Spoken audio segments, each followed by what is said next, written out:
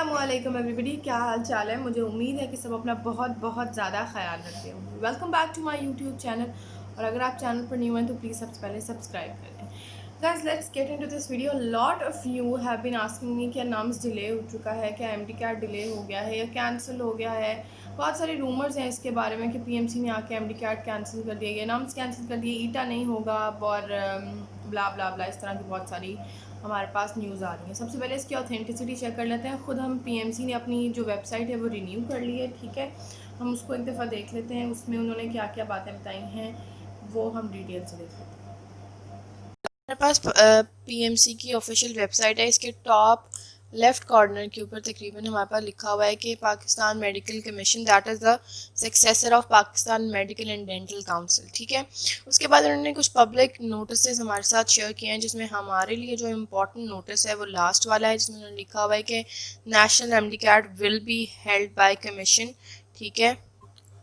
जो हमारे पास शेड्यूल्स हैं एग्जामिनेशन के वो हमारे पास will be announced by the commission immediately after 2 October. 2 अक्टूबर के बाद वो हमारे पास सारे जो होंगे एग्जामिनेशन के हवाले जितनी भी डिटेल्स हैं वो शेयर करेंगे। All MD cats by admitting universities as may have been scheduled stand cancelled. इसमें ईटा भी है हमारे पास। हर तरह का जो भी नाम्स है यूएचएस एमडी कैट है जितने भी थे वो अब सब तमाम कैंसिल हो चुके हैं टिल फर्दर नोटिस, ठीक है। ये पीएमसी के हमें ऑफिशियल वेबसाइट से पता लग रहा है। इससे क्या बातें क्लियर होती हैं? इससे जो बातें हमारे पास क्लियर होती हैं वो ये है कि अभी PMC is very serious. Last year की तरह पीएमडीसी पीएमसी दोनों ही सीरियस नहीं लग रहे थे और समझ नहीं आ रहा था, लेकिन इस साल जैसे कि उन्होंने वेबसाइट बना ली अपनी और वो उसको अपडेट भी कर रहे हैं, फॉर एग्जांपल वो उस पर न्यूज़ भी दे रहे हैं, इसका मतलब दे आर सीरियस और उनकी फर्स्ट प्रायोरिटी एमडी कैट है। इसीलिए उन्होंने सबसे पहले उसकी डेट भी बता दी है कि हम 2 अक्टूबर के बाद इसकी आप लोगों को सारी चीज़ें जो भी नेशनल एमडी कैट के बारे में जो भी चीज़ें हैं आपको अपडेट कर देंगे। तो वो एमडी कैट उनकी हिट लिस्ट पर है क्योंकि वो इसको डिले नहीं करना चाहते। तो अच्छा, मेरी इस वीडियो बनाने का मकसद ये नहीं है कि मैं आप लोगों को न्यूज़ बताऊँ। मुझे उम्मीद है कि कितने दिनों से ये बात चल रही है तो आप लोगों को इस तरह की बातें और भी लोगों से पता लग चुकी होंगी, लेकिन चलें इस वीडियो से आपको वेबसाइट के थ्रू उसकी ऑथेंटिसिटी भी पता लगी है। अब मेरा मकसद ये है कि आप इस टाइम में आके ओवरवेल्म ना हो जाएं कि यार डिले हो गया, आप इजी ना हो जाएं और अपनी प्रिपरेशन छोड़ ना दें। तो मेरा मकसद ये है कि मैं आप लोगों को अपने शेड्यूल के ऊपर रखूँ और आप लोगों को हिलाऊँ ना दूँ। इस वीडियो में मेरी पूरी कोशिश होगी कि हम मिलके ये डिसाइड कर सकें, ये देख सकें कि आगे सिलेबस के बारे में क्या अपडेट हो सकती है और उसको प्रिपेयर कैसे करना है। अब आपकी कीज़ की साउंड इसमें आएगी, गाइस अगर आपको इसमें टक टक की आवाज़ आए तो आप समझ लीजिएगा कि अरबाब का कीबोर्ड है। अब मैं इतने बड़े पार्ट को कट नहीं कर सकती थी, इसलिए मैंने इसे कंटिन्यू करा।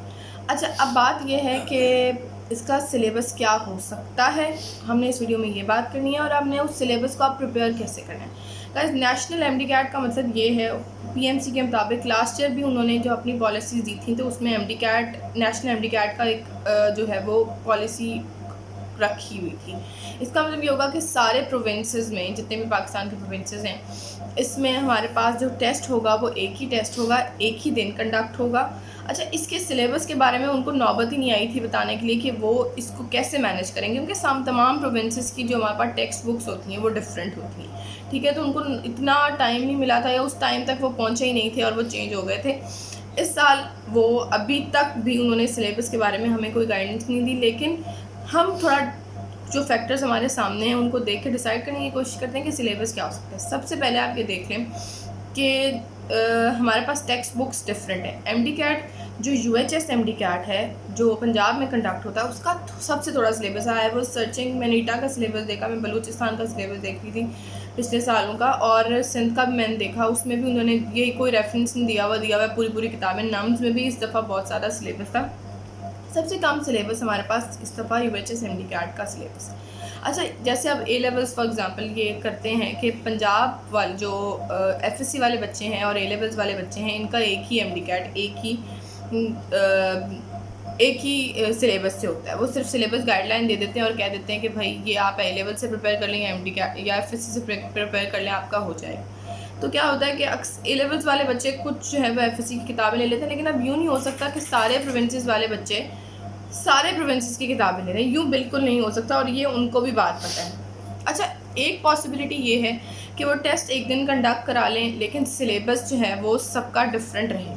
मतलब सिलेबस ब्रेकडाउन एक हो, मतलब कंटेंट्स एक हो, लेकिन वो ये गाइडलाइन दे दें कि जो जितने भी प्रोविंस के बच्चे हैं वो अपने अपनी टेक्स्ट बुक से प्रिपेयर कर लें। लेकिन इसकी जो भी हमारे पास एक चांस, जिसके चांस रेशो है बहुत ज़्यादा कम है। मोस्ट प्रॉबेबली तमाम प्रोविंस का एक ही पेपर होगा। अगर वो एक ही दिन ले रहे हैं तो वो ये कोशिश करेंगे कि एक ही पेपर लें। अब दोबारा आ जाते हैं कि हमने इसका क्या सिलेबस हो सकता है। कुछ फैक्टर्स हैं वो हम देख लें। जैसे मैं आपको बताया कि सारे, उनको पता है कि सारे बच्चे तमाम प्रोविंस के भी हैं, पंजाब वाला बच्चा सिंध की भी किताबें ले, KP के भी ले, सबके लिए ऐसे नहीं हो सकता। अच्छा, तो अभी तक जो हम, क्योंकि हम फैक्टर्स देख रहे हैं, अब हमें क्या लगता है, आपको और मुझे जाहिर सी बात है कॉमन सेंस से एक आइडिया आ रहा होगा कि यही हो सकता है कि वो एक सिलेबस ब्रेकडाउन देंगे, कंटेंट्स की लिस्ट देंगे जो तमाम बुक्स में कॉमन होगी। ठीक है, वो तमाम बुक्स में कॉमन होगी।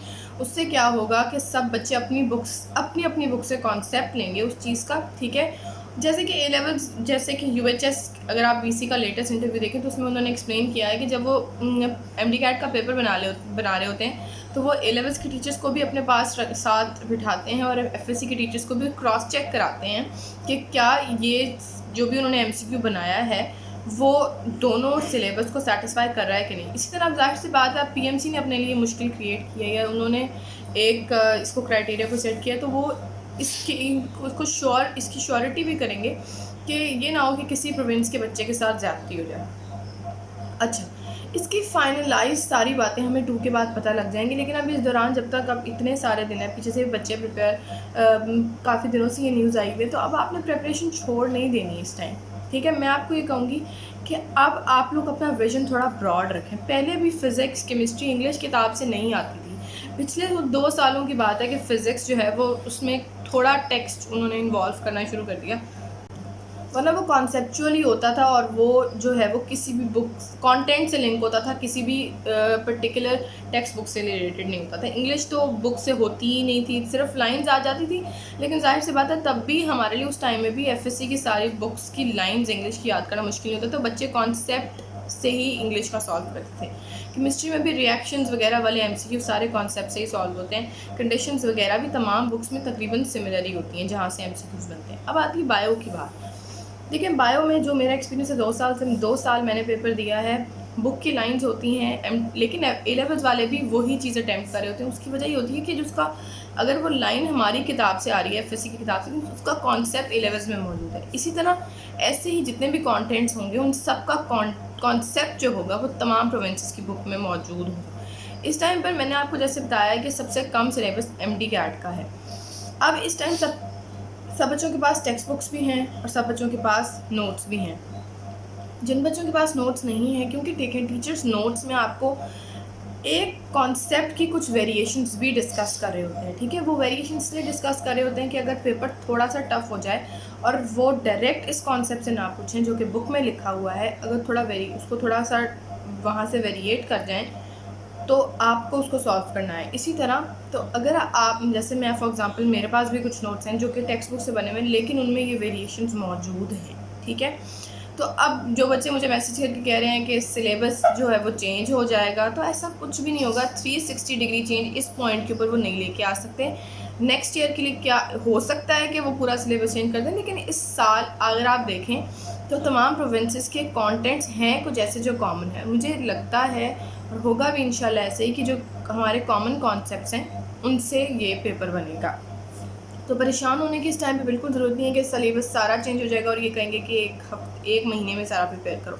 अच्छा, दूसरा क्वेश्चन है कि ये कब हो सकता है। और 2 अक्टूबर तो उन्होंने अपडेट्स देना शुरू करनी है। तकरीबन रजिस्ट्रेशन में 15 से 20 दिन का टाइम होता है और रजिस्ट्रेशन क्लोजिंग में और पेपर में भी 10 से 20 दिन का टाइम होता है। तो मोस्ट प्रॉब्ली 15 नवंबर तक एक्सपेक्ट किया जा सकता है, लेकिन अक्टूबर के कोई चांसेस नहीं है। बहुत सारे बच्चे खुश भी हो रहे होंगे कि डिले हो गया, लेकिन अक्सर जब ये चीज़ें डिले हो जाती हैं बच्चे ईजी हो जाते हैं, और ईजी होने की वजह से अगर आप एंड पे किसी चीज़ में ईजी हो रहे हैं ना तो वो बहुत बहुत डेंजरस है। इसलिए किताबें और नोट्स को नहीं छोड़ना इस पॉइंट के ऊपर। प्रैक्टिस के लिए ज़्यादा टाइम मिल गया, ज़्यादा प्रैक्टिस करें ताकि ज़्यादा वेरिएशंस की समझ आ सके। ठीक है, अच्छा एंड पे बात करते हैं। अब जैसे मैंने बता तो दिया है कि कहाँ से प्रिपेयर करना है, लेकिन मैं दोबारा इसको थोड़ा सा एक्सप्लेन कर देती हूँ। इस पॉइंट पे एक्स्ट्रा कुछ करने की ज़रूरत नहीं है जब तक कि हमें एक्यूरेट इन्फॉर्मेशन मिल जाती कि उन्होंने सिलेबस में ये चेंजेस की हैं, ठीक है। उसके बाद अगर MD-CAT UHS के सिलेबस में से उन्होंने कंटेंट्स थोड़े से इंक्रीज़ किए हैं तो वो हम प्रिपेयर कर लेंगे। अगर जैसे नम्स वाले बच्चे हैं, ईटा वाले बच्चे हैं, सिंध वाले बच्चे हैं, उनके सिलेबस में थोड़ी कमी की है तो उनके लिए आसानी हो जाएगी। तो इस पॉइंट पे आके extra MCQs, syllabus out of syllabus practice वगैरह करने की कोई ज़रूरत नहीं है। अभी स्टिक टू योर सिलेबस, और अभी के लिए भी प्रेपरेशन मटेरियल आपका वही नोट्स, वही बुक्स होनी चाहिए जो आपके पास मौजूद हैं। इस टाइम पे अपने आप को कंफ्यूज करके जो आपने इतनी अच्छी तैयारी की है उसको ख़राब करने की बिल्कुल ज़रूरत नहीं है। Thank you so very much for watching this video. अगर कोई क्वेश्चन है, कोई पर्टिकुलर बात जो मैंने इस वीडियो में डिस्कस ना की हो, वो आप मुझसे कमेंट्स में पूछ सकते हैं या इंस्टाग्राम पे मैसेज कर सकते हैं। अल्लाह हाफ़िज़।